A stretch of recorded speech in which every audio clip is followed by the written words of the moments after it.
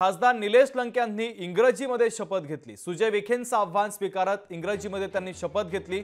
निवडणुकीच्या वेळी सुजय विखेंनी त्यांना आव्हान दिलेलं होतं आणि ते आव्हान लंकेंनी स्वीकारलेलं होतं। अखेर लंके यांनी खासदारकीची शपथ इंग्रजीमध्ये घेतलेली आहे। सुजय विखेंचं आव्हान आता स्वीकारत त्यांनी चक्क इंग्रजीमध्ये शपथ घेतली। निवडणुकीच्या दरम्यान सुजय विखे पाटलांनी त्यांना आव्हान दिलेलं होतं, ते आव्हान स्वीकारत लंके यांनी आता इंग्रजीमध्ये खासदारकीची शपथ घेतली आहे।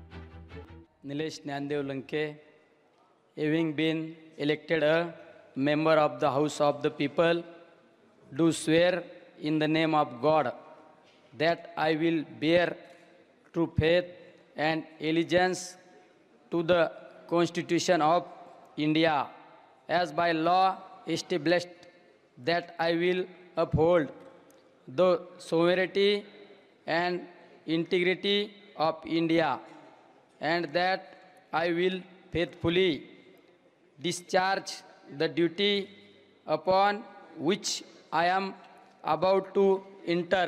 जय हिंद, जय महाराष्ट्र, राम कृष्ण हरी।